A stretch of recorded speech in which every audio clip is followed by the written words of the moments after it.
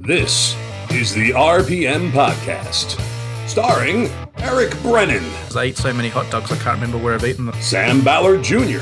You can bump me some places, but there are some places you can't do that. Nick Rendo. It worked as long as they were going in a straight line. As long as you're going straight, yeah. But Scott Riggleman. He definitely wiggled quite a bit before it got loose and away it went. Tim Riggleman. Bars should be closing here in a little bit. You guy won't even be able to make last call. And Josh Matthews. I think that left front corner of that nose looks pretty heavily damaged. Well, Good evening, everybody.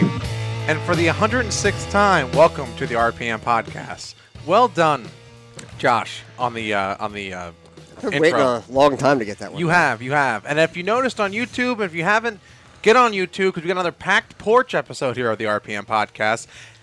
First and foremost, I have Tizzy Riggleman. Tizzy, how are you tonight? Welcome to the show. I'm very excited. You seem very excited. Yeah. I know you're a subscriber to us on all our social media accounts, and you complete the trifecta of your sisters Yes. being on the show. Yes. I think she's already talked more than her sisters combined. True, when she said hello Yeah. when she came through the door. So because That's we have me. because we have Tizzy Riggleman, we have her dad, Tim. Tim, how are you, sir? I would be here without Good. him. Thanks for having me back. Well, it's good to have you back, Tim. You're on the intro. Yeah, you are on the intro. That's how you made it in life, Tim. That's good. To my right, the guy who knows straight lines the best out of everyone in this room, Nick Rendo. Nick, how are you, sir? Excited. 106. Yeah, 106. 106. 106, that's right. Wild. That's right. And you can't see him on YouTube. However, you can hear him. We have NASCAR spotter for Kyle Busch in the Cup Series, Christopher Bell in the Xfinity Series, and Noah Gragson in the truck, Mr. Tony Hirschman. How are you, sir, Tony? Good. How you guys doing tonight? Very well, very well. And, of course, to my front, we'll go back to Tony. I totally just made it chopped him off. We'll come back to Tony real quick. And Is in front Josh of me, Matthews here? There he is. right in Hey. front. Josh, will you go over by? Can we talk to you? can I talk to you, Josh? No. Okay. Well, to my front, as always, every Tuesday night, Josh Matthews. Josh, how are you, sir? Same as always. Been better. So, NASCAR. Nothing happened this weekend. Absolutely nothing. No? That's why we have Tony on the show to It talk rained. about the. It did. It did. It rained a lot this weekend. However, for those who haven't watched the Cup Series, we're going to get right into it because Tony's at a baseball game right now where it's raining. Thank God it's raining because Tony could be on the show. Who are you seeing? What teams? We got the local the minor league team here, the Lehigh Valley Iron Pigs. We come to see them tonight. This is the first time I got a chance to do it. The family goes on the weekends when I'm usually away working, so I got a chance to come out tonight and got to sit in some thunder and some heavy rains. And they finally pulled the tarp off the field a little bit ago. So once they get the rest of the swamp cleaned up, they're going to go play a little baseball tonight. So looking forward to it. So, Tony, you mentioned what you do for a living. Explain to our listeners what you do for a living and make them jealous. I don't know. It's jealous sometimes, but other times I'm like, thank God I don't have that job. But, yeah, so I spot for Kyle, on the Cup Series, and we try to do as much as I can. Like I said, Christopher on the Xfinity Series, Noah with the truck. This weekend I had Cole Rouse on the East Series. So just spot as much as I can and, do as much work as I can while I'm on the road away from family there and try to keep brushing up and getting better and hopefully down the road make a career out of it. I hear you. It's every weekend. Yeah, it's every weekend there. Travel with the whole NASCAR series, doing the spotting stuff, and it keeps me busy. So it's a normal week for me. Usually I leave, fly out from home here in Pennsylvania, fly out on Thursday, and get back half the time Sunday night, other half Monday morning. And I got a couple of days at home to get some laundry done and catch up on some family time with the little ones and some home projects, and then back on the road again on Thursday. For those of you who don't understand the connection why we have a NASCAR spotter on the show, it's because of Tim Riggleman, who's rocking the back seat. Tim's a spotter, if you haven't listened to any episodes. So Tim and Tony, I'm sure you guys work against one another. You guys compete against one another, right? Sometimes. He's literally a backseat driver He is. right now. He is. And, That's right. And figuratively, when he's up on a rooftop Right. or in some type of bleacher setup, waiting on whatever meal at the track. Tony, do you have the same passion for at-the-track food that Tim does? Man, I don't know. That's tough to beat Timmy on that. Yeah. Hey, I try to take in as much as I can. I'm not the best eater, the healthiest eater of the bunch, so I'm all for trying something different and taking in as much as I can. You get me around, obviously, New Hampshire this weekend is a lot of lobster up in that area, and you can't keep me away from seafood. I'd eat that 7 days a week if I could. So I got my lobster fill in this weekend. So trying to behave a little bit this week and work some of that off before we go. We're racing in Pocono this weekend, so it's a homestand. Get some good home cooked meals, maybe get some pierogies, some good homemade church pierogies, and start all over again next week. I think Nick's mouth is watering now. Yeah. He said pierogies. I'm in. It's an Italian food. I got it. Well, we know Tony likes M&Ms. Yes, of course. I mean, absolutely. Yeah. What's your favorite kind? Like the regular, the peanut, the peanut butter, the crunchy. Like, what is it? Man, there's so many. I really like the pretzel M&Ms. Those are really good. Ooh. And when the caramel M&Ms just came out last year, and those are really good. And actually, this week on Thursday, we are doing a team trip to Hackettstown, New Jersey, to one of the M&Ms plants. So we get to go there and see how they make the M&Ms and how they're made and the processes that they go through, and meet all the great workers there in Hackettstown and get to check in. And they do some team building exercises, and just a fun day. I was able to take my oldest daughter, Amelia. I was able to take her a couple of years, and that's like a second Christmas to her, for her to go into the candy factory. And we have a great time every time we go there. So we're looking forward to doing that again on Thursday, and stocking up and taking some candy home to the little ones, and getting to sample some new flavors and some R&D projects that they got going on. That's pretty cool. I remember I did the how they make the chocolate ride at Hershey years ago, which is now underwater. I don't know if you've seen the photos, but Hershey Park is flooded right now. So you didn't know that? No. Oh yeah, it's gonna be closed until further notice. But anyway. But I like that he mentioned the pretzel M&Ms, because that reminds me of the Lucky Billy bar. It's just a touch of pretzel and absolutely no nuts. Anyway, that's neither here nor there. Unrelated to M&Ms. That's a. Well, speaking of nuts, Tony was a pretty busy guy this weekend in New Hampshire, and so were the Cup guys. We talk about the Cup Series. Well, let's just get down to it. I mean, everybody's talking. It's the elephant in the room. Yeah, it's. I mean, you were obviously there. You're looking down on this. Coming towards the end of the race. I know Kyle's driving the wheels off the thing. I mean, I have, nowhere near that type of experience, but being in a car, when you're trying to hold off the guy, you know how much you have left in the car. You're putting everything you got into it. So I can kind of imagine the feeling. And, I mean, did he just knew that Harvick had a little bit more left at that point, and he was just hanging on as best he could, would you say? Yeah, he knew Kevin was a little bit better, especially in the longer run. That's why he really he got moved there, and he really didn't get too amped up about it. We took off on that restart. I forget how many laps to go, or maybe 30 or something. We took off on the restart and got away a little bit, but pretty much we struggled all day long with keeping the turn in the car, keep it turning past the center and getting good drive off. So he knew it was kind of a matter of time before Kevin would get up there and start hounding him. And surely, little by little, he kind of picked away at us, and he was putting the pressure on. So, Kyle, he's every lap to him is 100%. So, he was driving it for everything that it was worth, and Kevin was just a little bit better at that point. So, you can only change your line around so much and back up your entry and do all that kind of fun stuff, to try to even it out and kind of break his momentum a little bit. But not to mention the lap traffic that was becoming an issue on a few of the turns there, which, I mean, I think for the most part, the lap guys did kind of stay out of the way, but, I mean, it never seems to be at the right spot.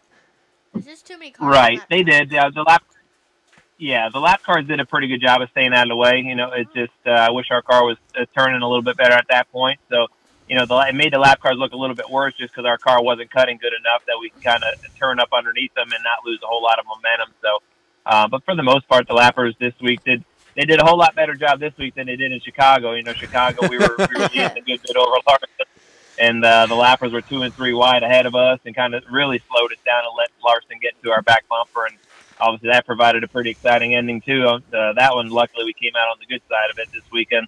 Unfortunately, we came out on the wrong side of it, ended up second. But, when you struggle and you feel like you struggled all day long, and you look and you're like, well, we still finished second. So that just goes to show how hard everybody's working, and how competitive the team is when you have an off day and you're running second, third, fourth, or whatever. And that's a bad day. That's to me is still a good weekend at the office, and you got room to improve, so that the next time you get your car a little bit better, and he's not able to put the bumper to you. That's kind of a good problem to have, to be struggling but in fourth. And I would also say, my argument would be, while of course he wants to win, and I know he's really passionate about that. He was still part of a very exciting, very much talked about finish. And, that's got to be, good for, if nothing else, the sponsors. It's people are talking about Kyle and that race. And I think that has to be a positive, even if it wasn't exactly where you wanted to finish. Right. Absolutely. Well, Timmy can vouch for this. People are always talking about Kyle, whether it's good, bad, and different, but they're always making noise one way or the other. So, like I said, it's pretty cool to be part of the two of the best finishes that we've had in a while. We've been part of it, so that just says that we're up front and we're competitive and racing for wins. And you're not going to always come out on top 100% of the time. Sometimes you take your lumps, and you got to take the disappointment that goes along with the jubilation when you do win. So that's part of racing. That's part of the sport. And obviously I grew up in the sport going with my dad every weekend, and you're not going to win them all. So you maximize your weekend, and even finishing second, I think that was about as good as we were gonna get. We the pit crew did a good job and got us the lead on that last restart there. So really, that was overachieving at that point, leading the race. So I'd say we ended up about what we deserved. So just go back to work and try to improve on it for next time. Now, do you, from your vantage point, trying to guide him around, do you feel in hindsight there's anything that you could have done differently or changed around? Or was it just kind of a matter of time? Yeah, it was just a matter of time, I think. I'm as critical on myself as anybody. I go back and look and think, and I go back and listen to my audio, and I'm like, could I have said something different or done something different? But, really is, I was letting him know where Kevin was running and where he was beating us, and threw out a couple suggestions on how to change up what we were doing to try to improve on that. Just, the car wasn't responding 100% at that time, and it just wasn't our day. It wasn't going to happen. But, I said, go back and look, and it was really tough with the way they put the VHT, the grip juice down this weekend, and that was kind of wearing away. So, as I know I did a lot during the course of the race on where guys were moving around, and you're not talking about lanes, you're talking about a foot here, a couple feet there, just trying to chase where when the juice would get worn away, where there may be a little bit of extra grip left compared to where he had been running all weekend long. So, like I said, I think, I don't know. I can't think of anything that I could have done different. If the guy's going to, pick your back wheels up and move you, there's only so much you can do to prevent that. It's going to happen. But, like I said, you do what you can, and you maximize it. And sometimes you get the short end of the stick, and that's the racing game. Now, I know, well, at least to me, it seemed in the post-race interview with Kyle, and I want to make this a little bit more about you, but I will say that in that interview, Kyle did seem a little more subdued. He didn't seem too upset. The most aggressive thing he said was, that whole, you'll get raced how you race people, right? Kind of thing, and. Right. But beyond that, he seemed to be like, all right, well, it happened. Did he feel like it was more of a nudge or more of a bump, or or was he just kind of cool with it and on to the next race, or was he maybe more upset about it than he let on? Do you think? No, he when he's upset, he doesn't do a very good job of keeping it under wraps. You can ask Ron Hornaday that. Yeah, I thought that was more of a Kurt thing. Right. Yeah. No, he's pretty good about putting his feelings out there, and you'll know. He's not one to mince words, so you'll know exactly what he's thinking, and it's whether it's on TV or behind the scenes. Just talking in general about racing stuff, whether it's late models or whatever, or what he thinks could be would be better for a series or something like that. He's just gonna he's gonna shoot from the hip and tell you what he thinks. So I think he, like I said, he knew he was holding him up a little bit, so he kind of, I think he kind of expected it to come, maybe come a little bit earlier than what he was thinking. You know, Right. Kevin, he kind of got to us, and he tried to turn underneath us one or two times, but you know, really, it's not like he worked us for 20 laps. He kind of worked us for 2 or 3, I'd say, and then kind of moved us, and off he went.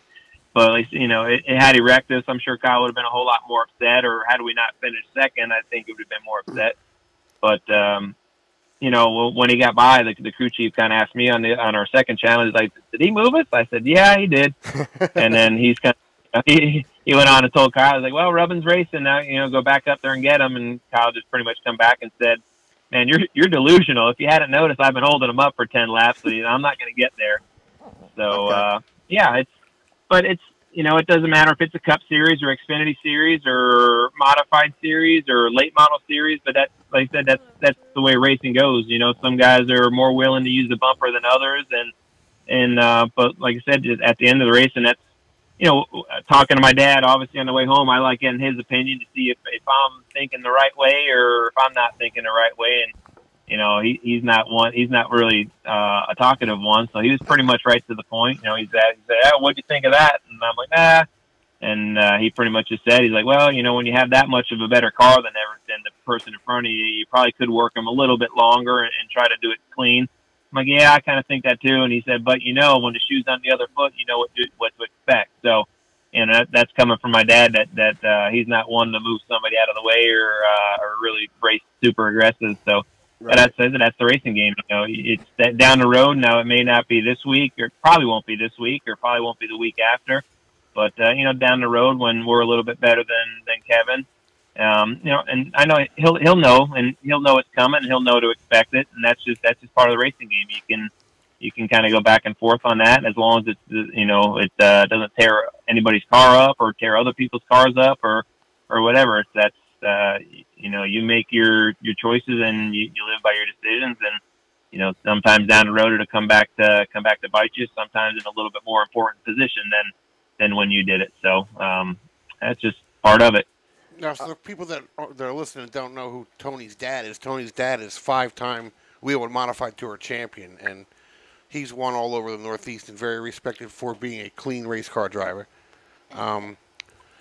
Well, actually, that's where I was going to go next. I want to get more into the spotter end of things, which is part of why I had originally asked Tim to come down for our last episode, which was 2 weeks ago, and somebody deleted it off of our show sheet. So I'm gonna blame Sam for that. Sure. However, so going down into the spotter end of things here, we got 2 of them here and there. Exactly. That's why I want to get to this. Going back to Daytona. I think it was the Xfinity race. Tift got, I think he stuck his nose in and got, as whoever it was came across. I'm trying to think back. I didn't prep. Austin Cindric. Yep. Okay, yeah. Now, there's a couple angles to this, and I remember on the broadcast, they were talking about how. I wouldn't say they're outright blaming the spotters, saying, you know, the spotter needs to do this or that. It wasn't like that. But they were saying that, you know, as a spotter, you can't let him know. You know, sometimes it happens so fast, you can't tell him in time, like he's already committed to making that move coming down and things like that. But then it's trying to figure out who to blame for that incident. Because I think it was, in my personal opinion, one guy is going, he sees an opening, he's going for the move. Maybe he was a bit late, sure, but I don't think you can blame the spotter. I don't think you can blame the guy for trying to make a move. I just was wondering your take on that incident. I mean, is there blame on the spotter, or, you know, where would you put blame for that type of an incident? Yeah, I mean, there's sometimes stuff happens in racing, and you can't really blame. It's really hard to put blame on anybody. You can't really put blame on a spotter. You can't put blame on a driver. You know, I know that incident in particular, which one you're talking about, like Daytona and Talladega. When you're I'd say Daytona more than Talladega, because Talladega is a little bit wider than Daytona. But Daytona, I know, you know, all the guys that I work with, you know, I kind of preach when you're on the bottom lane and everybody's kind of packed up behind you. You got to protect the bottom lane. You can't go, you know, move up 3/4 of a lane off the bottom, trying to, you know, side draft or stall down the guy that's in the top lane, because you don't need to open up one full lane for the guy behind you to fill that. If you give them half a car length to kind of breathe and peek out, you know, they can peek out and they'll get up underneath you and kind of root you up the rest of the quarter groove or whatever that you need. So you just got to really be, you know, you really got to be mindful on how much gap you open up or how much door you open up, because with everybody breathing down your neck and they're getting pushed from behind. So it's not like they can just drag brake or get on the brakes a little bit and let you slide back in line. You know, sometimes the guys out back are pushing harder than what you think, and there's just no way to get out of it. So there's the plate stuff there. So much stuff that happens and happens so quick too. Especially, man, Daytona, the night race there, it really is tough to call that race. You got the reflection, everything's happening so fast, and you know, down the back straightaway, it's really hard to tell even like kind of what lane the guys are in. The bottom lane, you can see whether they're on the yellow line or not, but the guys that are in the middle lane or top lane, it's really hard to tell. The depth judgment there is really tough. So, you know, you can place a little bit of the blame on the spotters sometimes when, you know, when it's just two cars and they kind of hack across each other's nose, like, all right, well, maybe they didn't know that they were there, or maybe the spotter was telling them that they were there, and they just tried to fill that gap thinking the guy was going to cut them a break. So, that one there, I think that was kind of, you know, that's a whole lot that was going on in one brief instant. It's really hard to place blame on one or the other. Because I was thinking about, cause I know, and I've heard this at our driver meetings at Wall, Wall Stadium, for those of you who may not be familiar with our podcast. Anyway, they kind of use this rule of if he's at your door, you know, but if he's not at your door, then, you know, it's his fault. It's positioning of the cars. Exactly. And for me, karting's the same thing. I think if the guy leaves that space open and you start to stick your nose in there, I mean, I know I have my left side mirror, and I'm looking because I know that if a guy's sticking his nose in there, regardless of what the officials say as a rule, if I cut down, I'm going around, and I'm going to lose the position because, you know, if it draws a yellow, I'm going to the back because I brought out the yellow. Right. So I get screwed in that. So that's why I don't believe personally in that whole "he's at your door" kind of ruling. And I know at a Cup race, you know, especially Talladega, with how fast they're going, I know it's a much different situation, but is there any type of general like rule of thumb that you guys have to operate by, or whether or not he's there, or it's just, you know, you don't go there, or are they relying entirely just on you? No, the same deal. They have their left side mirrors that they use, and you know, I know Denny Hamlin, I know him in particular. You know, they had the left side mirror, and in practice, he'll pull out on pit lane, and he'll pull maybe 6 inches ahead of the car that's behind him, and then he puts a little line on his left side mirror, a little strip of tape on his left side mirror. So, you know, if the car is under that line, he knows that the guy is there and inside of him. And that's only by 6 inches, 8 inches or something. That's how close that they cut it. So, wow. But yeah, it really is a fine line. But like you said, you got to know, for one, who you're racing. So some guys are going to, if they get that foot inside you there and you're like, you know, just throw it. Since we talked about my dad, you know, hey, it's Tony Hirschman inside me. He'll probably cut me that foot and get back out. But then there's others that they take 6 inches, and to them, they're there. So they're not going to give you those 6 inches back.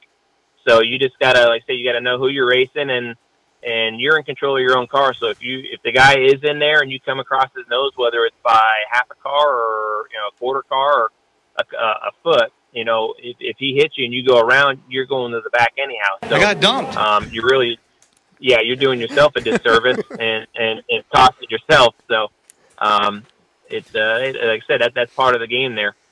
Tony, why don't we have the opportunity? People always ask me, how do you become a big-time spotter?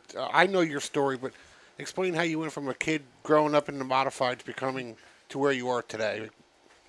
Yeah. Obviously. Yeah, it's just. Go ahead. Yeah, it's a lot of hard work. You know, a lot of practice. That's the biggest thing. You know, going to the race. I started spotting for.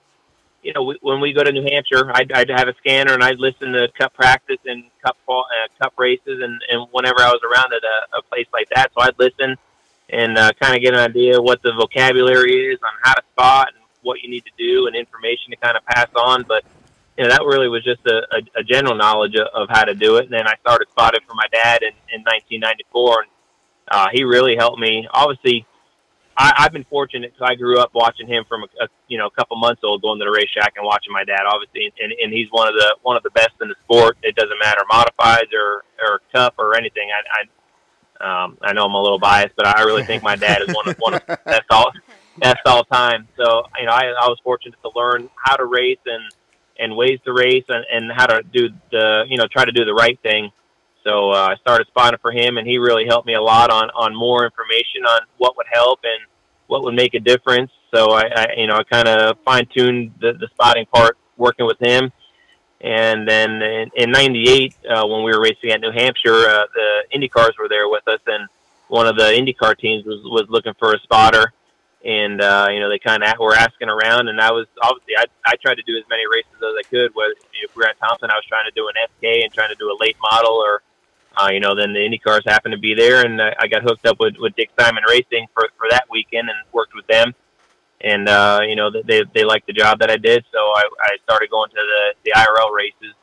Finished out '98 doing the IRL races full time, and so then I was doing the modified stuff with my dad and doing the IndyCar racing for a couple years. And just like any other job, people you meet, you don't know who's going to be, especially in racing, because it's a lot of the same people that kind of move different places and move to different teams. So you always try to do a good job at what you're doing, what your job is, but also, just be a good person, be friendly, all the rules that they teach you in life. And, actually a couple of the people that I worked with on the IndyCar side had moved over to the NASCAR side full time and started doing some fill-in races, some non-companion races when the Busch cars were somewhere else other than the Cup Series. So I went to a couple of those races and filled in for some people. And then it's the same deal, just try to make a good reputation for myself, and then got asked to join Roush Racing in 2006, I think it was, on one of their Xfinity teams.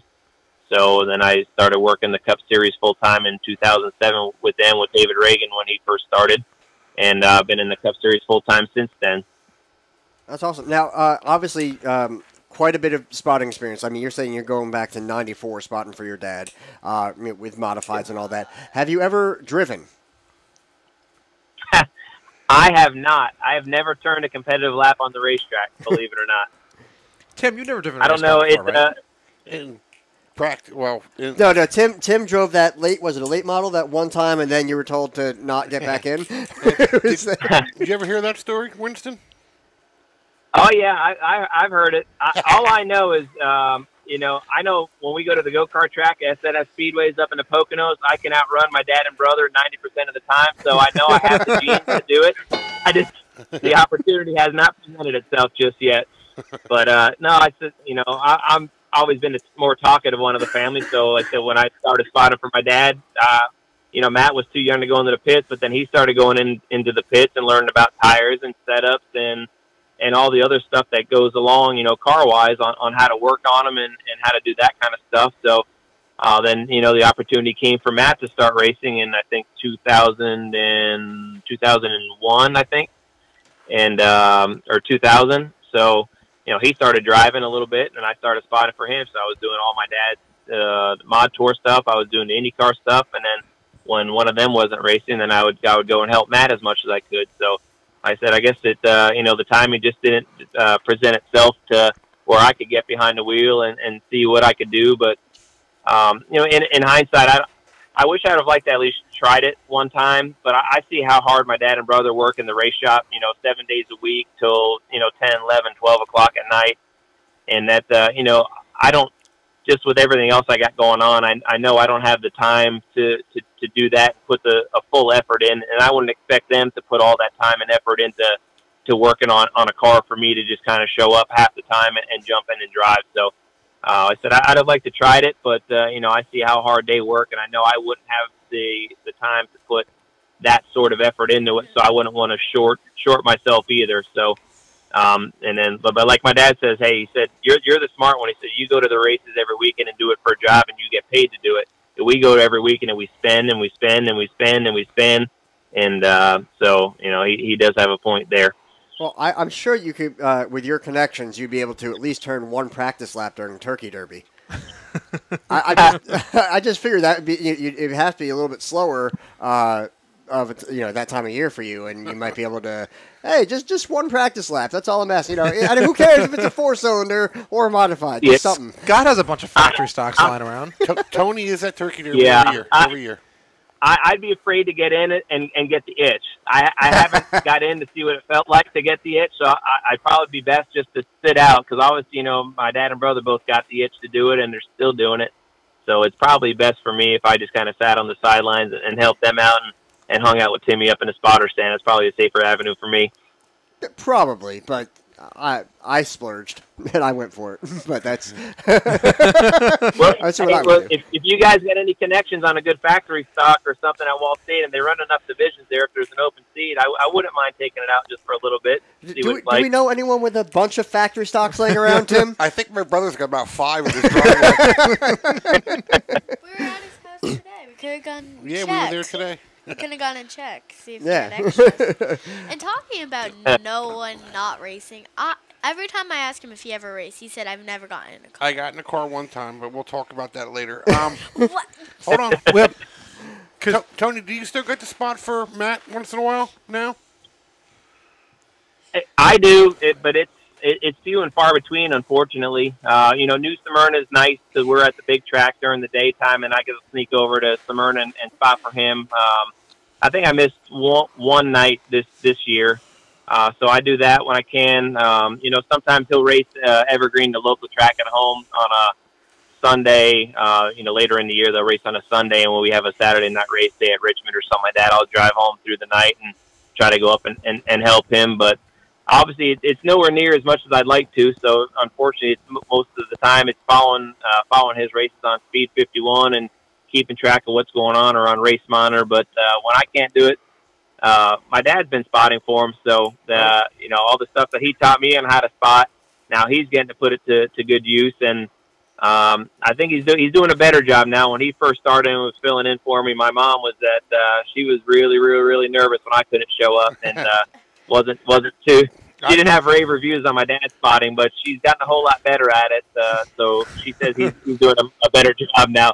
So that's good. But it's just everybody's like, spotting's not that hard. It's not that hard until you go up there and try it and see what's all involved and what you're looking at and on how to help. It's not as easy as what it sounds.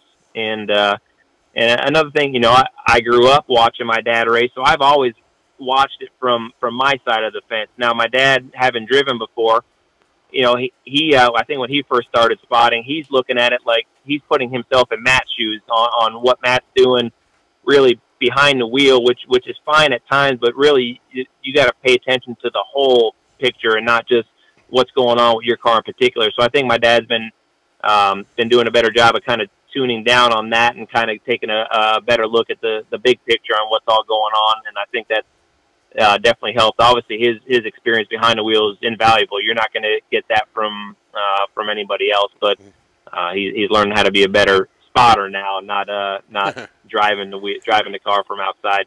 I know how it is. I filled in for you for 2 years spotting for Matt. So yeah. We got. Yep. I think we got 4 tour wins. He's got 4, right? 4 or 5. I think every one that he's got was with you, so you may need to spot for him a little bit more. Get knock me out of the picture. But no, I listened to Timmy this weekend in New Hampshire. I had one of my other buddies. I didn't have him modified to spot for, so I was just kind of taking it all in and listened to Brian Crowley, who spots for Rowan Pennick. I listened to him in one ear, and I had Timmy in my other ear. And he did a really good job with Eric. It's fun to listen to you guys and how you do it compared to how I do it, and just pick some things up, and it's fun listening to you guys. I really enjoyed it. I don't have the nice style you got. I got the junkyard style, but it works well. Yeah, that's right. The junkyard. Hey, that's the junkyard style works. You got as many wins as I do with it, so that's good. Just mine's probably it's a little bit shorter and more condensed because I've with Kyle there, we've worked between Xfinity truck cup races. Man, I don't know. We have had a ton of laps together, so I'm just able to shorten it up a little bit. But no, you guys do a really good job. I wish I had more opportunities to listen in. I hear you. You might if it starts getting anywhere hotter at Loudon, you might be doing the 58 because it was hot up there this weekend. Yep. That's why I didn't commit to anybody. I know some of you guys have a little. I'm a qualifying specialist that I can fill in for you in the morning. Yeah, but in case somebody has a rough night or doesn't show up on the spotter stand come race time, I was up there ready to jump in. I was getting to that. Anybody knows we qualify for the modifieds at, like, was it 8 o'clock in the morning it was?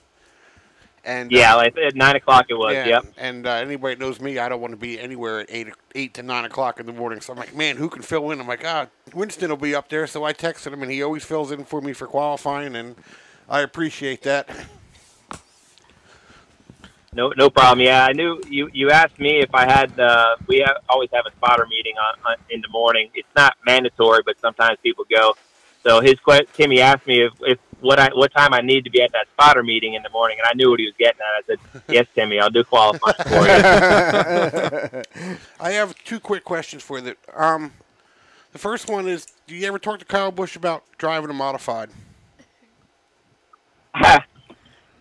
Yeah, now this is the part here you may want to edit out. Yeah, I've talked to him about running a modified before. I think he'd like to, because he's a racer. He pays attention to all the stuff. He knows how Matt did, the weekend before, and the super late model stuff. So we've kind of joked around about it a little bit, and he's like, man, I don't know, them cars, they kind of scare me. And I kind of took me back. I said, they scare you? He's like, well, not like scared, like I'm scared to drive it. And I said, no, you can stop right there. So I'll make sure I tell my dad and brother what you think. And he kind of laughed about it.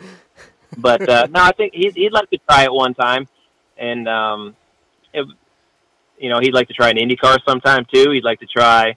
I know he was talking about doing like some road racing, like a Le Mans type style races. So hey, he's a racer. He'll get into anything. It doesn't matter if it's a Cup car, Xfinity truck, late model, dirt late model. That's nice. I was just going to ask about the dirt side of things.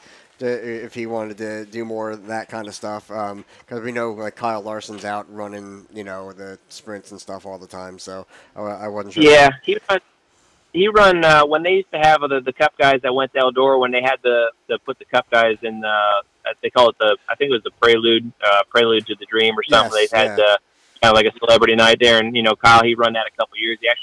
He won it the last time that they did the race. So obviously, like I said, talent-wise, you're not going to beat Kyle Busch. He's one of the most talented that I've ever seen, and I'm lucky I just get to work with him. But he's not afraid to get behind the wheel of anything, and no matter what he gets behind the wheel of, it's going to be fast and competitive. Wow. Tim, what was your other question? I forgot. I have a question. Go ahead, Tizzy. Go ahead, fire away. Do you think if you could tell Kyle Busch, and you said for him to watch this podcast, do you think he would? Do you think he would watch it? Absolutely, yeah, he would watch it as long as I'll tell him that I wasn't bad mouthing him. Then he would watch it. But yeah, he has a lot of spare time. With all the travel and stuff that we do, we have a lot of spare time for reading and watching podcasts and that kind of stuff. So I'll reference it for sure. We eat M&Ms here in the RPM podcast. I got bags of them in my bag. Actually, my wife had a whole case of the peanut M&Ms. Tony, yesterday. I will be at Pocono for the truck race in the grandstands. Yeah, we are. I'm excited. So. All right, make sure you holler up and get my attention. Let me know when you get there. I'll come down and hang out a little bit. All right, cool. Well, I think that wraps it up. I think we're done bothering you, Tony. We appreciate you coming on the show, and I hope you had a little fun with us. Oh, absolutely. I knew when Timmy asked me, I knew it was going to be a good time, so thank you guys for having me on, and I appreciate it. It's good to talk some Cup stuff and get to talk some modified racing with you guys. That's fun. Yeah. What did you think of the modified race at Loud, real quick? Oh, it was good. I thought it was a really good race there. The ending obviously was really good. It come down to half a car length. I'll take a modified race any day. It's some of the most fun. I love whether it's we race at Watkins Glen. I drive down to Chemung to watch the mods down there. Or like I said, Daytona. If I wasn't spotting for it, I'd drive over to New Smyrna and watch. But the mod race was good. I know a couple guys had issues early in the race there where rather than 4 cars dicing it up at the end, I think there could have been 5, 6, maybe 7 that would have made a little bit tighter pack. But it's good racing. I don't think a whole lot of guys tore a bunch of stuff up. So I know a lot of people don't look at it like that, but I don't like seeing anybody tear their equipment up. I know how long and hard people work on that stuff. So sometimes I get frustrated at New Hampshire and some different places when guys probably go a little bit overboard and over the top on being aggressive, and guys get flushed and end up tearing the car up on the wall, or just kind of get over aggressive, and everybody pretty much had rolled their cars on the trailer at the end of the day. So that's another check mark in the book for me as what makes a good race. So looking forward to seeing him again. I'll be going to Chemung when we race in the Glen here in 2 weeks, and then we'll be at Bristol with the mods there and the trucks on a Thursday night. So I'll be looking forward to watching that. They're pretty sick to see down there, as fast as they are, and the high grip that they have, and usually put on a pretty good race there too. So looking forward to it. Do you have a modified gig for Bristol? As of right now, I do not. Crowley talked to me a little bit, but they weren't sure on their plans yet, and no, I don't have a gig just yet. All right, because Hot Pockets is supposed to do my car. If he doesn't show up, go over to the trailer. All right, man. I'd love to do that. I don't have the best track record with your bunch there, Jamie. They may not let me back anytime soon. Oh no, you're more than welcome. You've already been discussed. Well, I'm glad my name keeps. By the way, if they're talking about going to Canada next year, I don't go to Canada. That's not the United States, so you might have to do that. I want to go to Canada. Oh, boy. America. That's right. Can you take me? I know Crowley can't go over the border, so you're going to have a job for that race. No, he's lucky he's still in the States yet. I'm looking forward to Watkins. I love the Glen. That's I always miss a good going race. there. I don't know how the hell you spot that race, but it's a good race to watch. Close your eyes and hope for the best. Road racing's easy. Pretty much.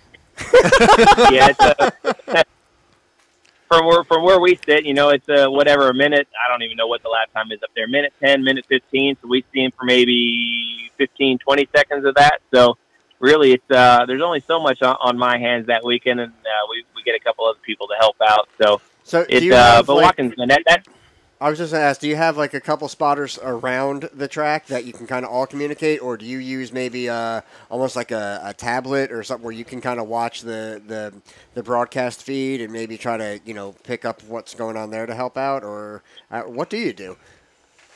Yeah, we use a couple different spotters up there. The main spotter stands right on the front stretch, right by the start-finish line, so you can kind of pick up the little short shoot from I call it turn 6 to turn 7.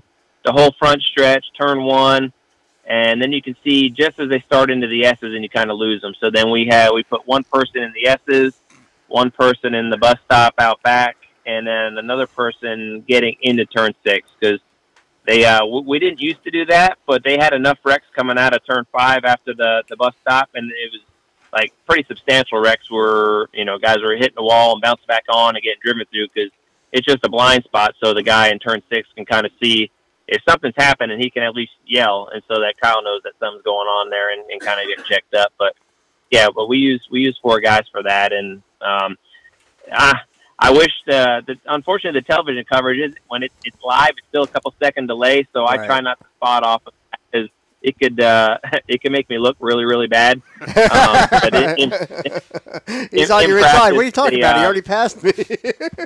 Yeah, but in practice they have the big sprint vision or ISM vision screens there, and the other spotters usually don't come in the race day.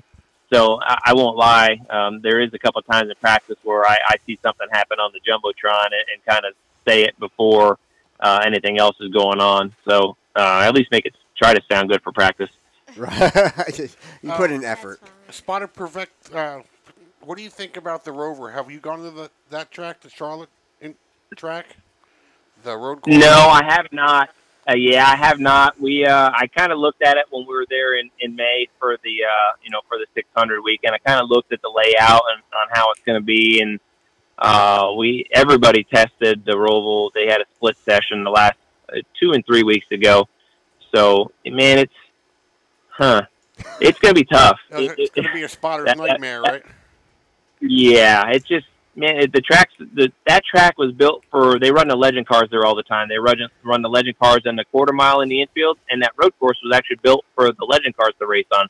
So now you're taking a car that's like 5 times as big as a legend car, and you're trying to race them on the legend car road course. So it's going to be tough. It's going to be. You have the really fast sections. When you're out on the big track on turns 1 and 2 and turns 3 and 4. So you're really hauling the mail there. And then the infield portion is just so slow, so technical, so it's just not gripped up. It's really slick in there. So it's going to be. I have a solution for that. Is that going to be? Can you spot that whole thing yourself? We just were actually talking about that today. I think we may get one other guy to come over and help out, because in the infield section, depending where they park motorhomes, there may be a couple blind spots there where having somebody in there would be able to help out.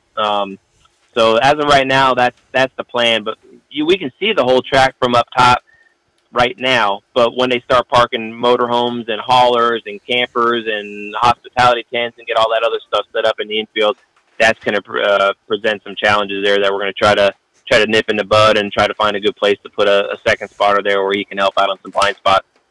Cool.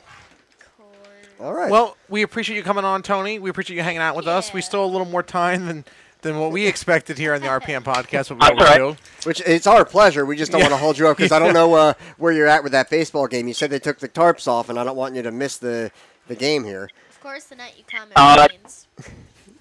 Yeah, my wife and little ones, they're in there, and I haven't heard back from them yet, so I don't think we got any action going on just yet. But I'm going to go peek back in on them and see how. Surely they bought out of Dippin' Dots, and they had some other good snacks. Make sure you pick up a hot dog on behalf of Eric Brennan. There you go. Yeah. And a few bags of M&Ms. Anyway, we're going to turn it over. We'll see you on the other side of the RPM podcast. Check us out on therpmpodcast.com, facebook.com/racing podcast NJ. Easy for you to say. Twitter, the RPM podcast. Check out Tony on his social media. Tony, I just saw this really cool article on you on Google. We're going to share it on our Facebook page. Maybe you can like it and follow us on Facebook, too. Thanks for coming on again, Tony. Shameless. As the Pack Porch, we'll see you on the other side of the RPM podcast. Everything's Appreciate it, guys. Thanks. Bye. See ya. See you later. Thanks, Tony. See you, Tony. Yeah, you got.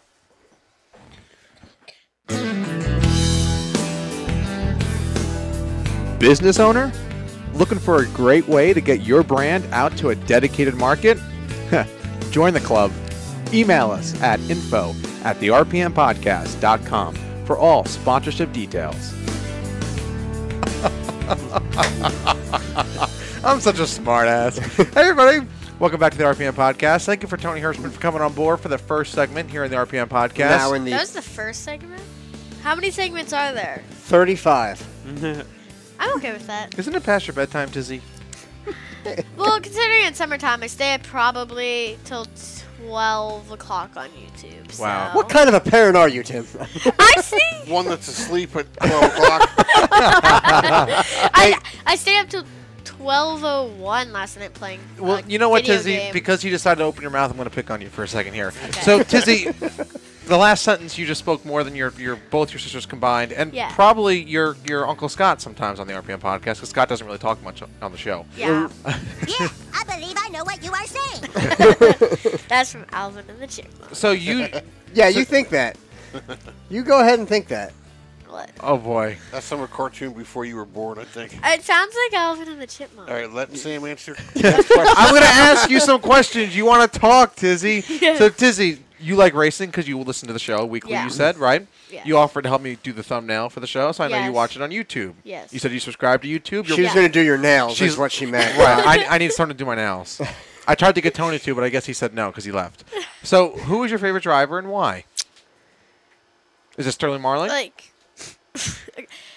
in what? Like in NASCAR? In NASCAR. We'll do it overall. We'll do overall, but I'm curious about the NASCAR first because both your sisters had Cup drivers. I like Kyle Busch. You sound like you're under duress. I don't like have Tell him who your favorite driver is. You have one. Well, I kind of like. I forget his first name. Amarola because he's sponsoring. Eric. We don't like the name Eric around here. Okay. And because he sponsors Smithfield, and I like bacon. Do you know I met? Yeah, that's as valid a reason. Do you know I met Eric last year at the Richmond race? I did. Or was it 2 years ago almost? Yikes!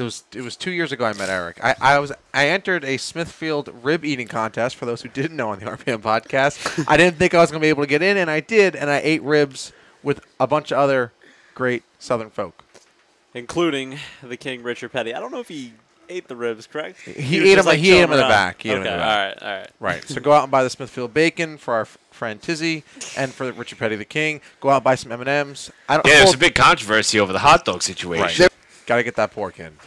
So anyway, I don't know how to segue from that to the Eldora race. You don't know how to go from pork to. We're going to get our skirts dirty this weekend, or here on the RPM podcast, because the trucks were back at Eldora last Wednesday. It was a Wednesday night show. I think this is the 5th year they ran at Eldora. Did you guys get to watch truck race at all? Yes. Of course, every year. They watched. I left the room. I watched. Yes, we watched. Thoughts? Yay, nay? I We should have more dirt racing? What a finish. Reminds me of the old Tide detergents when we were kids. Oh, the yeah. Darlington 2003? Yep. Mm-hmm. Ricky Craven. I thought he was talking Kurt about the Busch. Tide Pod Challenge. I mean, these young kids here. No, that's their generation. I We're not responsible for that. I know it. I go on the internet. I've seen it.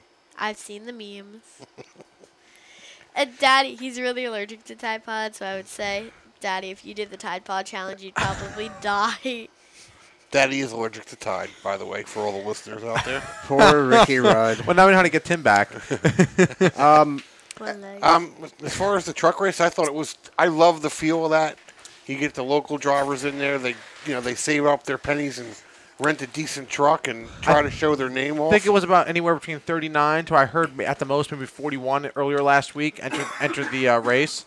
They sent, I think it was 39. I think they sent about 4 or 5 trucks home. That's it? Yeah, I think they started. I know it's probably like one of the biggest fields that, that track will see. I don't get how they fit all those cars on that track. Well, that's actually going to lead me real quick to a point. I'm going to jump right to the end of the stage. Screw all that qualifying and stuff. Let's go right to the end of the first stage. Really cool thing about the truck race, because I know Nick was intently watching. I love you, Nick. Uh-oh. I'm waiting. He just sits there in the corner. I'm so ready to answer this. Yeah, because you could tell that they stepped it up to F1-style pit stops by doing a competition caution, letting the teams roll their jacks out, and using electric impact guns to, change the tires and all that, which you don't see anymore. And I thought that was really cool. And it was it's not for position. The field rolls in. We don't have enough pit stalls. Everybody just kind of come in, do your thing, take your time changing your tires. It was safer. You weren't going to worry about missed lug nuts or anything like that, especially for the low-budget teams that can't afford, the $1 $1,000,000. Actually, did they have to rent the electric impact guns?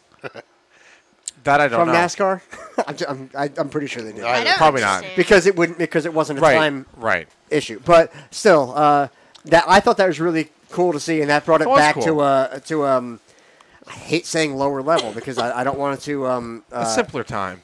When things were simple. A less technical. In the Petrick Farm 1800s. remembers. In the 1800s. Really? It brings Really? it back to Yes. the Saturday night racer feel, Yeah, exactly. And that's what I liked about that. That really, I don't know, that stood out to me, and I thought that was really cool. As opposed to the F1 style where they, 2.3 seconds is a little too long. 1.9 in Hockenheim, actually. Sebastian Vettel. Yeah. It's the fastest pit Of stop. course it's Vettel. Incredible. That's 4 tires and fuel? No fuel. They don't do fuel, but 4 tires and a wing adjustment. Okay. Pretty 4 badass. tires and a wing 16 adjustment. people over the wall. He didn't even get a water bottle. Anyway, so I want to say that was cool. I want to say, like you said, really quick about the super expensive fines in the lower budget teams. That could be like their entire race budget with tires and everything like that. Oh, just yeah. that fine alone, and it really makes you wonder if they're not gambling on quick pit stops and stuff. I would imagine that it's almost just like make sure everything is on before that car leaves the box. Yeah. Don't worry about gaining spots. Don't worry about jumping just the make guy sure in you front do of it you. right. Yeah, because that is more important than finishing. I'm not trying to be mean or anything, but finishing 32nd as opposed to 34th. Just that fine is so intense. Yeah, and it's sad. Well, I mean, because like you said, or Tim said rather, with these lower budget teams, these guys saving up their pennies and putting everything they have into this race. Otherwise, you might see a couple. I want to say, is it Tim Peterson with the FDNY truck? Tim, who owns it or who was driving it? Driving it. Yeah, I don't know who. Was it Peterson? No? A lot of people have gotten into that truck over the years, and tried. I don't know who was in it for the Eldora race. Well, I remember at Daytona a couple years ago, some people... Whose truck is this? The FDNY, I think it's the... Oh, the 28. Yeah, there's been a couple modified drivers in that truck over the years. But, I mean, Ask Google. they've been in the position at Daytona where, you can pit, but we have no more tires. We can't afford to give you any more tires, so what you got is what you got. And, I mean, that's talking about the budget that these guys are on, but they're still racing at Daytona. Right. And I think that's awesome. I would put Eldora probably on the equivalent to the dirt tracks Daytona. Yeah. It's a really nice facility. I think most dirt racers would kill to have a chance to race at Eldora. Especially, maybe not this truck race, but to the level of event like this NASCAR race is. I think it's a good event. I'm glad they have it. I think... I remember a few years ago, it was like they started at like 2 or 3 p.m. and it went till like 11 p.m. That was... NASCAR did a better job bringing heats. I believe there were 6 heat races. The heat races were pretty good. Finishes were great. The racing was great. There were 10 laps apiece. Caution laps did not count. Double file restarts. It led up into the last chance, or LCQ, and then it led into the race. Yeah, and I think overall the race was pretty good. I mean, I'm not saying it was the best race ever, but it was a good race. It was competitive. You did have, plenty of action. You had guys going 4 wide, but that's the thing. The track was also prepped better because... They tore the track up before the races. Tony Stewart does a great job doing it because Tony Stewart actually is there and he knows what he wants. Sam Ballard has actually been to Eldora. And you had a great experience, right? It was a good time. I'm surprised you're pronouncing it right. Well, Eric Brennan's not here to do it, so Chase Briscoe won the race.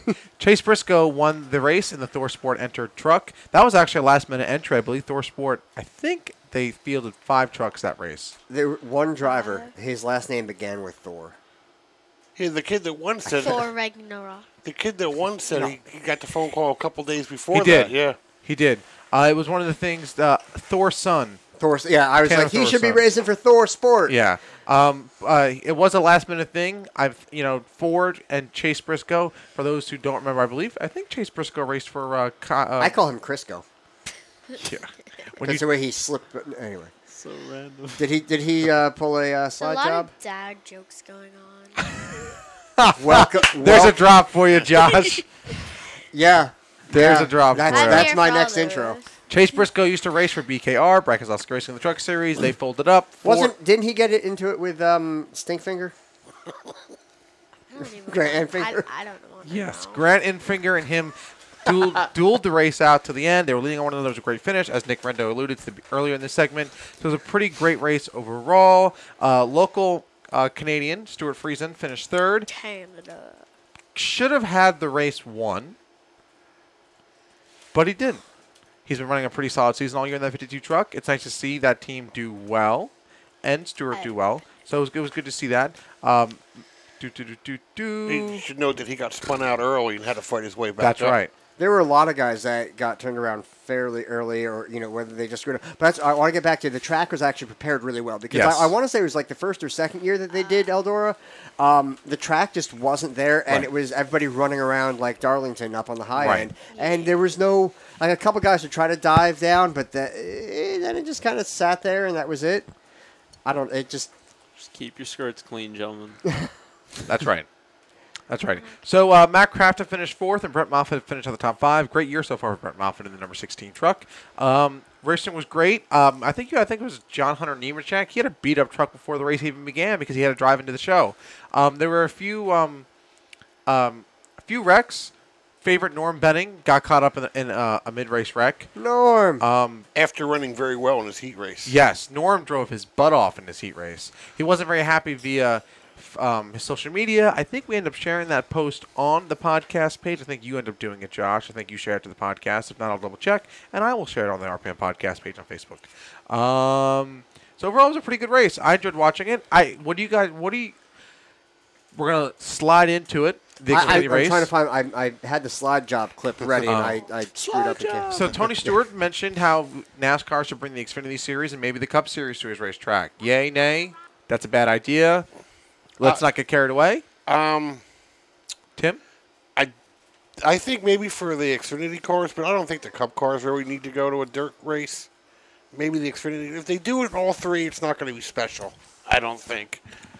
Well, they mentioned that. They mentioned how, like, the Roval and stuff like that, is special to, well, maybe not quite the Roval, but, the trucks should be racing on small local short tracks, local-like style tracks, like, Irwindale, Richmond, something like Nothing against Eldora, but could it actually hold the capacity of a Sprint Cup race? They discussed that, and Kyle Busch said it was actually on one of Dale Jr.'s shows. I saw that. He said that, Redneck Jesus, by the way, that the smaller venues, they don't care if it hurts. If 30,000 people or whatever they will hold is fine. The problem with that is that they can't get the sponsorship. They got like $15,000 to win the Eldora race or something, he said. Yep. And the body on that truck was $15,000. So they lost money as soon as they rolled in the gate. Yep. I can only imagine what a cup body must cost. Right. They're not going to make the money. That's why. Right, because the comment was that Dale Earnhardt Jr. asked Kyle Busch, as an owner, he'd like to go race Xfinity Series at Eldora. And he said, Kyle Busch, am I going to regret saying this? And Kyle said, yeah, because it only pays $15,000 to win, and I need a body on a truck, and I'm sending 3 trucks at $15,000 a piece. He's not making any money. And then you also got to remember, too, it's a lot of different precautionary, levels to make with the racing. Like Kyle Busch mentioned, how once they pack everything out of the truck, the hauler, they close it up because they don't want it dirt, because it probably take a whole week and a half just to clean the truck up. They got a lot of sensitive tools in them, that they can't get dirty in there. Remember these guys race on asphalt. All the races out of the year besides Eldora. A lot of them have discussed that they found success racing on dirt when they realized not to set the truck up as a dirt truck, but as an asphalt truck, because these trucks are designed to race on asphalt and not dirt, which is a cool thing to learn about. Matt Crafton and them talked about it, because Matt Crafton broke a winless streak last year. He's still finding himself in one now. So I thought, it was a cool thing. I'm glad you brought that up, Tim, because, the whole Xfinity conversation, everything in Eldora really opens it up to, well, if not Eldora, where? Well, let's face it. Some of these Cup races, they're not getting 30,000 people in a place that holds 250,000. So I don't think the people going to the races is what the problem is. It's they can't get the finances to give them the good purse. The ARCA cars have been racing dirt for years. It can be done. It's just, do they want to do it or not? Yeah. Has to be a good profit. And a good product. If we're gonna spend, if these teams are gonna lose money, as Tizzy said, got to make turns to profit for the teams. At least make it a good profit, a product. All these business words here on the RPM podcast start to sound like we know what we're talking about. 4th grade, you learn a lot. 4th grade, you learn a lot. Going back to the Eldora race, they were talking about it because it burnt all the caution laps up at the end. Do you think they should do something about that, and maybe not the last 20 laps get counted under caution? Well, maybe just shorten the races overall. Maybe make all the truck races 75, 100 laps, and not have caution laps count in general.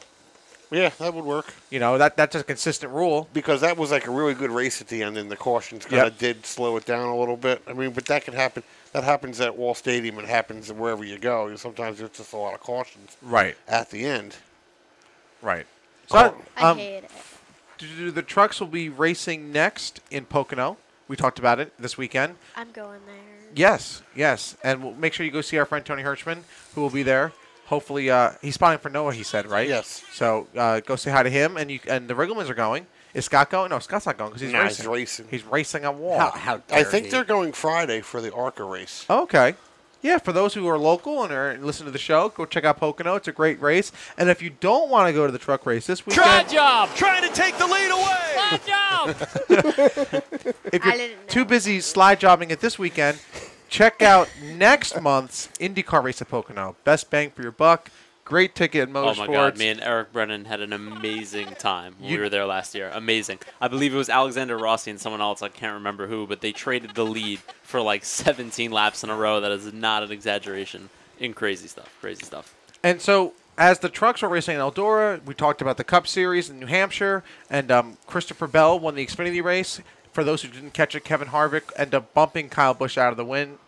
and won Well, all right, what, was it a bump? Was it a nudge? What do we call that? What do we officially call that? That was a bump and run. Yeah. Really? I don't think it was. I don't think it was a slam. It was a KO. He didn't hit him that hard. It was a nudge, I think. I don't think at a track like New Hampshire you have to hit him hard enough. No, it's so just a little greasy tap. and right, flat. it's flat. Yeah. Nick, what would you call that? They're not Exactly supposed to what contact in racing. They're supposed to follow the leader. Exactly what Tony said. I think he just picked his back wheels up a little bit, and he just got a little loose. The fascinating thing is, there's no debate at all as whether it was intentional or not, because he did it in 3 and 4, I believe, and then he went back and did it again in 1 and 2, just a little bit harder. Yeah. But in this day and age, NASCAR encourages that. They need to. There's nobody in the stands. It's legal, so why not do it?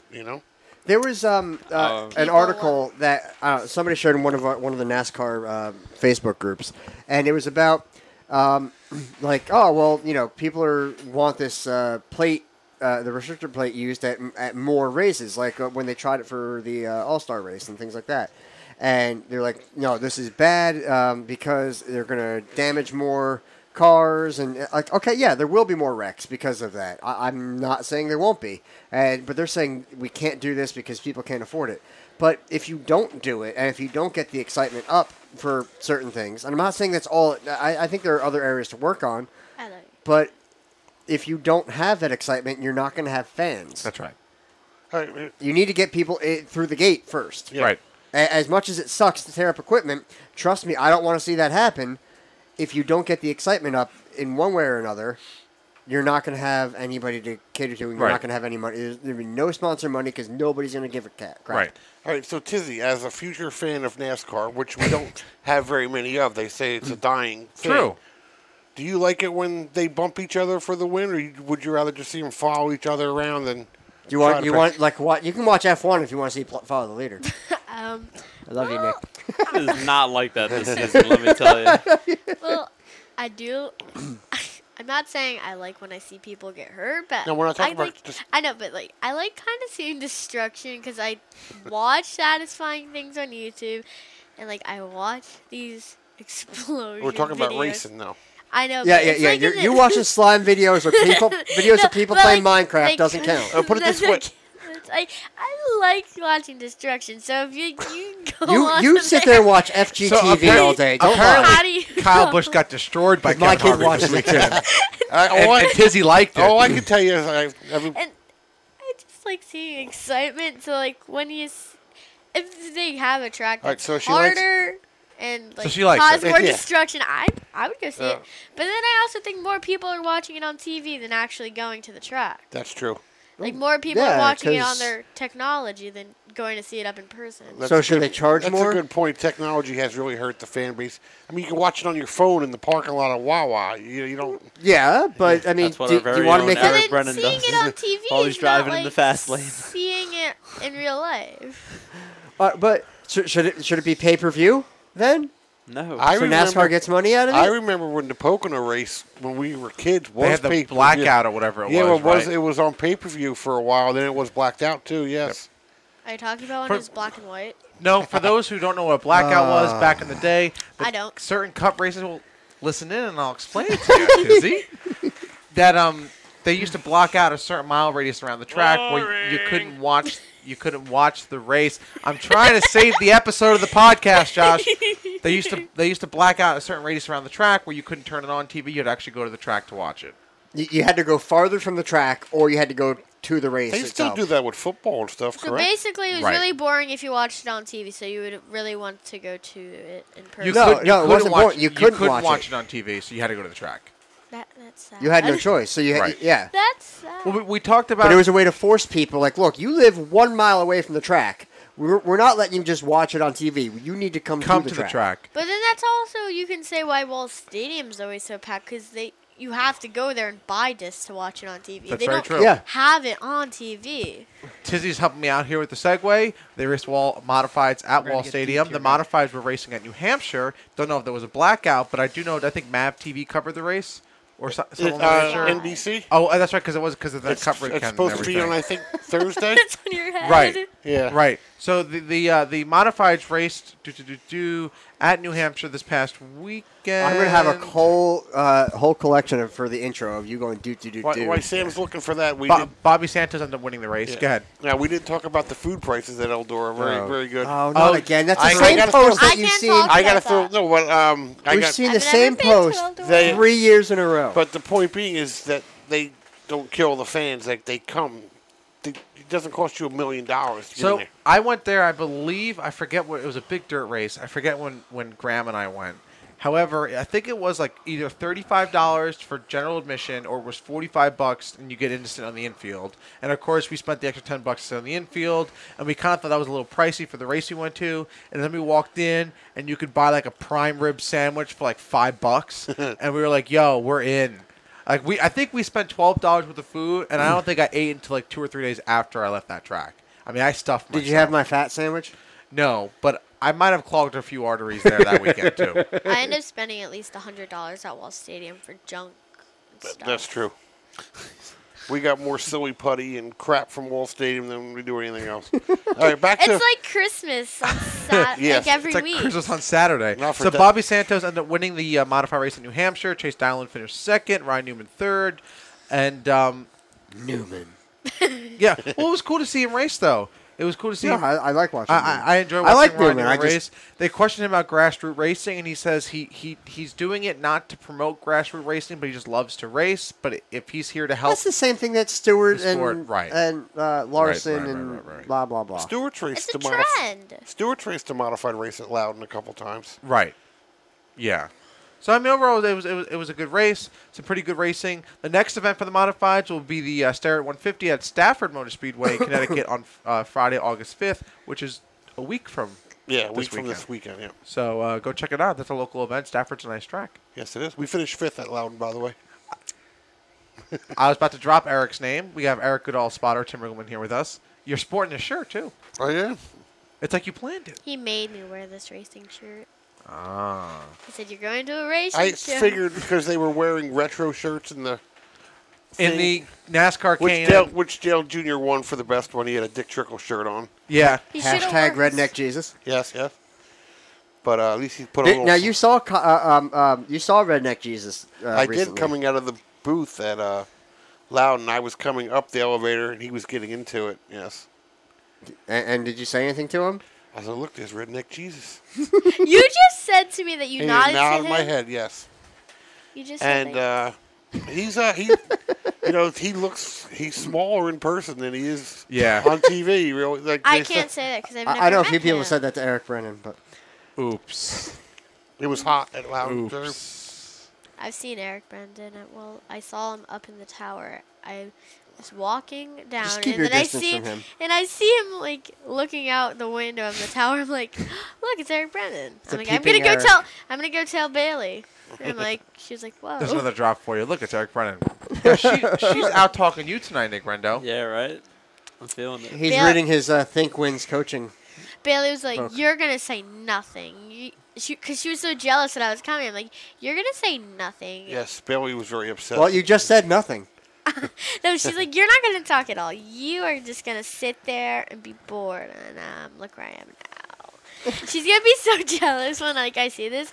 Because last time when it was me and Bailey here and Daddy brought Alexis, we were on our thing where it would make a noise on Daddy's phone. We just kept bombing that with text messages and stuff, so we thought we could sabotage the podcast by his phone kept going off. Like by Sam editing our show sheet. Anyway, I'm going to save the show here. Nick Rendo, the F1 guys, were racing in Germany this race weekend. Germany. It wasn't a very good weekend. It was a Hockenheim, wasn't it? Yeah, we doing this? Yeah, we'll do it real quick because I want to cover it at least. It wasn't a good race weekend for Ferrari. No, but honestly, it was a great race weekend for Formula One in general. So I'll take that. Take it on the chin. But qualifying pretty crazy. Lewis Hamilton had a gearbox issue after running off the track, and then he tried to come back on relatively quickly. Went over one of the alligator strips, as they call it. Car slammed back on the ground, had a gearbox issue, and we got some very famous pictures of him trying to push his car back to pit lane, actually, when I think he was still like a mile and a half away from it. He was I'm not sure he's allowed to do that. He was not allowed to do that. Is he allowed to sweat?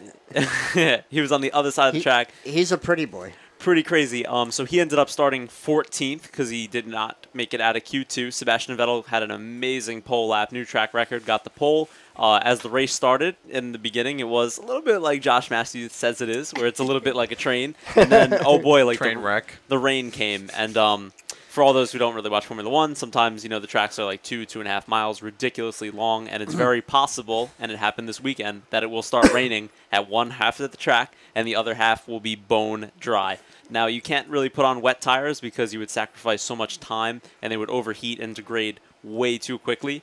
So basically, the only thing you can really do is keep on slicks and have basically half the track, Well, like don't they have intermediates, though? Like driving on an ice rack. On an ice rink. Nah, I mean, the intermediates will just overheat and delaminate in like 3 or 4 laps. The full wets would be worse, but... Yeah, you can't do it. They're just Does that mean too there's more quick. crashes? It does mean that there's more crashes. We're going to get to that. We're going to get to that. So, yeah, it starts to rain, and all the teams are wondering, do we go for the intermediates? We saw, I think, Toro Rosso and some younger teams. I think Charles Leclerc, a lot of people opted for your strategy, thinking the rain would come in and covering the whole track. It did not. The rain ended up going away, and they started to form a dry line, but of course, it was still extremely wet. We actually saw Charles Leclerc go for a complete 360. I don't know if you saw that. Racing behind Fernando Alonso, went for a complete 360, saved it, and only lost like 3 or 4 seconds. That's not bad at all. Pretty wild stuff. So did they go into, what tires were they using for the slicks? I believe it was the Ultra Softs, and then they swapped onto the Softs for the one-stop. Yeah. Once it started drying up a little bit? Correct. So pretty much Mercedes and Ferrari, the 2 top teams, never actually opted for a wet tire. They just stayed on the dries the entire time. And, of course, typical Lewis Hamilton fashion, he was, slicing through the field at, really fast pace, 14th. Before you know it, he's already up in the podium positions. Really wild. And then... I'm still complaining. Of course. And then we saw a safety car, and the camera didn't cut yet. And we're wondering, what's going on, what happened. And the race leader, Sebastian Vettel, who had a very large gap in front of his home crowd, it was going to be a pole to a win. It was really a Ferrari walkover. Ended up, locking up the rear tires and just sliding right into the wall in the stadium section in front of all the fans, which was relatively wait, why did he lock them crushing. He locked up the rear tires. The rears were overheating. Oh, so it was just a driver. It had nothing to do with the safety car? No. It brought out the safety car. Oh, okay. I'm sorry. The way you kind of did that reverse order there for a second. Okay. You said the camera. Then there's a safety car. The camera didn't. Yeah, there was cut a away. safety car, and the camera didn't cut onto the incident yet. So we're all wondering. Even the announcers why is there a safety car and it cut? And we see the race leader in the wall, freaking out, punching his steering wheel, like a lot of raw emotion coming out of this guy. I thought you meant yourself. What's up? I thought you meant yourself freaking out. That too. But now we ended up seeing, I believe, Valtteri Bottas and Kimi Räikkönen both came down the pits to have fresh tires on the safety car. Lewis Hamilton came down the pits, went through the commit cone, and then at the last second his team told him to stay out, and he ends up driving across the lawn to avoid, pit entry, but went past the commit cone and went on the track. And, so that would have been a penalty anyway, right? It was something that went under review, and it was going to be reviewed after the race. But then he was already out. They ended up doing that. So now he's leading the race, with the safety car. It goes green. Valtteri Bottas has fresh tires. Valtteri Bottas gave him a massive, massive run on the first opening lap because I think Lewis was having trouble heating up his old, worn-out tires. And Mercedes, of course, jumped right on the radio and said, hold position. We're not going to race the cars or whatever. And, Lewis eventually ended up running away from Bottas as he started to fall under pressure with Kimi Räikkönen behind. And Lewis Hamilton ended up winning the race. Then he had to go to the FIA to, talk about the incident. But they did not take it away. They ended up just giving him like a slap on the wrist. So he got to keep his win. And I believe he broke a 10-year record of starting the lowest in the grid positions and still winning. The last driver to do that, I think, started 13th or something like that at Singapore was Fernando Alonso in 2008. So where was Räikkönen? Lewis broke that record 10 years later. Kimi Räikkönen finished third, exactly where he qualified. This was in Germany? It was. It was in Germany, 29 miles from where Sebastian Vettel grew up. So it was going to be the perfect home win, and he pretty much threw it all away, unfortunately. But they're going to be in Hungary this weekend, which is actually expected to be a Red Bull race, which is really going to be incredible because we're about to see in 10 races, Red Bull have 3 wins, Mercedes have 4 wins, and Ferrari have 4 wins. Well, that would actually be 11 races. They're racing but you in get Ferraris. The point. They're racing in Ferraris? Yeah, there are 2 Ferraris, 2 Mercedes. I feel like that's just a giant way to waste money. If you run into the wall, that's like $1 million. It's probably more than $1 million. More than $1 million, and it did, yes, waste a lot of money. But yeah, no, really incredible race. If you can catch any highlights of it on YouTube or anything, in this short session, this short, segment we have here, I can't even describe to you how crazy it was with the mixed conditions, racing in slicks and wet tires. You can ask any race car driver. It's never an easy thing to do, but definitely tune in this week for Hungary, and then starts the summer break, so it's going to be interesting. Now Sebastian Vettel and Lewis Hamilton have swapped the point lead, I believe, 4 times in like the past 3 or 4 races, which is like that's crazy for Formula One. Tight points battle. This is a very tight race. Well, we look forward to this weekend, and the summer's coming to an end when F1 takes a break. I know, and then we come back for Spa and Monza. For the summer to end. You don't like it? Too much humidity? It's gross in New Jersey, by the way. If you're not here, congratulations. What do you mean it's disgusting outside? Gross in New Jersey? Right now, the humidity is awful. Yeah. Look at his hair. Look what it did. It's trashed. I had a good weekend. Anyway. Yeah, you did. IndyCar is racing at Mid-Ohio this past weekend. This coming weekend. Got to check them out at Mid-Ohio. Boom, boom, boom, boom. I think that wraps up the national stuff. We appreciate, like I said, Tony Hirschman coming on board, talking about all the stock car race weekend at New Hampshire. I think it's the local stuff now, right? I know Tim. I have one thing to say. Oh, wait, what's that? Go ahead, Tizzy. It goes into local stuff because it's about the podcast. Should you take Eric off of the intro if he's not coming? Oof. We might have to edit that out, Josh. I think that needs to be No, I'm leaving that in. Eric Brennan, just know that was Tizzy. Tizzy, we'll explain that more maybe on our Patreon account. Go check us out on Patreon. Tim, I know you had a fun weekend this past couple of weeks. You're continuing the Riggleman winning with Scott and you. Don't you guys get tired of winning? I haven't really won in a while. I'm not like my brother's doing very well with that dirt car stuff, that's for sure. And you mentioned we're going to Stafford in 2 weeks. A week ago, we actually won an open modified race there, so I'm looking forward to going back. Our car was really well, and then I got the phone call Saturday morning. Jimmy Blewett Spotter picked up a K&N deal that was at Thompson. I think we're going to get to that in a little bit, and I ended up going there and winning with him, and it was a good weekend. And then now we're up to it. It rained out last week, and that was at New Hampshire. That's right. Finished 5th, so everything's going well. That's good. Looking forward to going back to Stafford with a good car. Like I said, Stafford's a nice track. It's very nice. If anybody that's never been there, it's a good place to go watch. The street stocks and everything are excellent there. So we gotta go up there one time, Nick. I'm down. Gotta bring up to Stafford. I'm down. It's not that far from here. Yeah. And Thompson, too. Thompson's a great track. Well, it depends on who you ask, because Tizzy's asking how I make it to Wall from here. Oh, yeah. It's a pretty far drive. Maybe bring Fire and Ice on New Jersey Motorsport Park. Millville? We're heading in the opposite direction, but sure. I'm down. I'm down. Or even the place, what's the famous track in Connecticut? Thompson. Yeah. Lime Rock. Yeah, Lime Rock's actually a very cool place to go watch a race. We raced the modifieds there for a couple of years. That's an excellent place. It's so cool. I hear there. It's clean, It's new. beautiful. Yeah. I don't think my car's up to They Lime call Rock it Lime Rock status. Park for a reason. It's like a park. It's beautiful. It's Beautiful. awesome. Yeah. Are there I've Lime never Rocks? heard of this place. You've been there. You were little, but you were there. I was like, you could fit me in a pocket. Hot Pockets. Cool place to race. Oh, boy. So, with that, the Wall Stadium, brain. we rained out this past weekend. Yep. But good news. Next week, the 28th, triple factory stock features. This coming weekend is the... That's all you need to know. Is screw the other divisions. Triple factory stock features. Well, let's... And Carnival Night. Let's not screw the other division. Say it is Carnival Night, sponsored by Snap-on Tools. Yay. Games are free to play. Win tickets and redeem them for prizes, all free of charge. Find me at the games. And it's Dollar Dog Night at Wall Stadium, July 28th, this coming weekend. Gates open at 5 p.m., qualifying at 5:45. Features start at 7 o'clock. Modified Sportsman, limited late models, 3 factory stock races, and NX Legend cars will be on tap at the Roar of the Jersey Shore, Wall Stadium Speedway. Is that what we're calling it now? You know, it's funny, when I announce in the pits, that's exactly how I welcome everyone to the track. Welcome to the Roar of the Shore. War or roar? Well, Roar. Roar of the Shore. Raw? Raw. Raw? Raw. I like my hot dogs raw.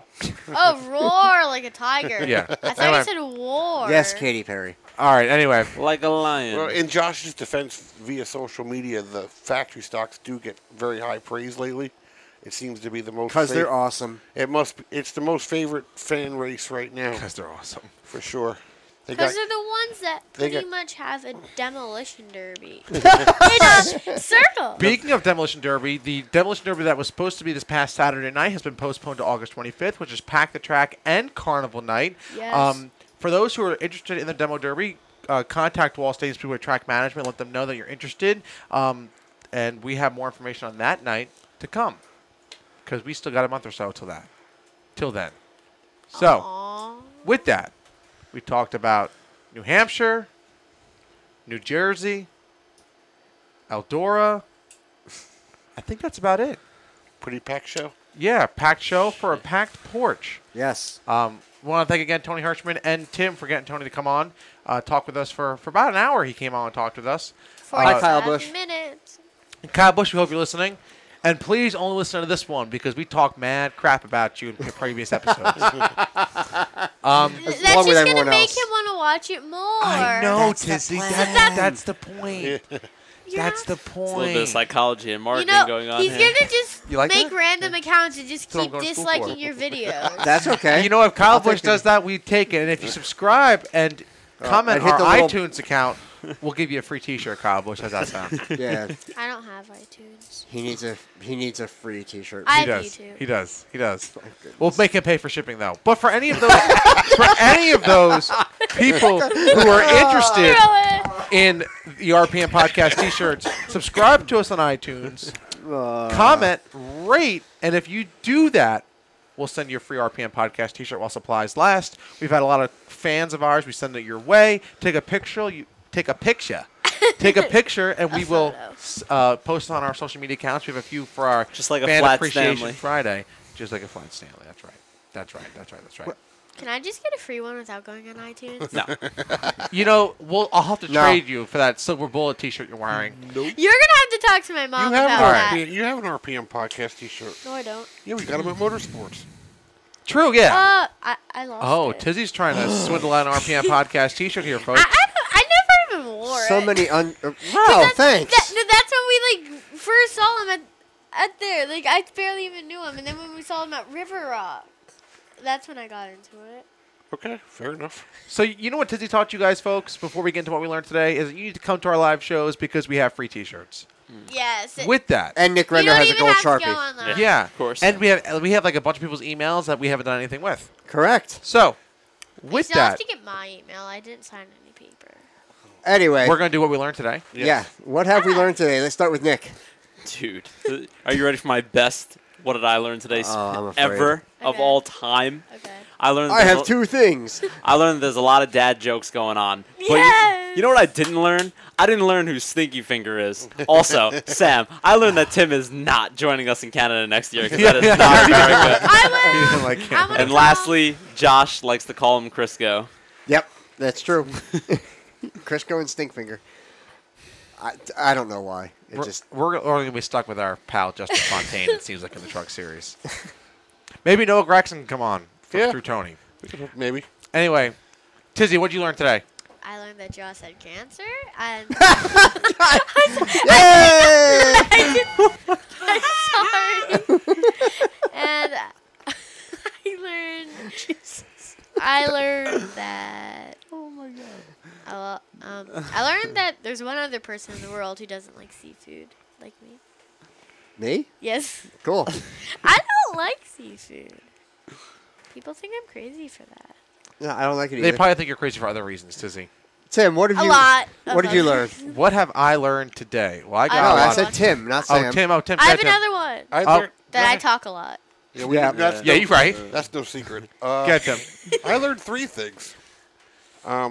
First one is that you should bring me much. That my daughter's on YouTube at 1 o'clock in the morning while I'm sleeping. Second one I learned was actually the other two that I learned were pre-show. I learned it took two of us to get my soda top off out of the thing at Wawa. Oh God. That was, and I learned that Forked River is pronounced Forked River. I never knew that. The other way around.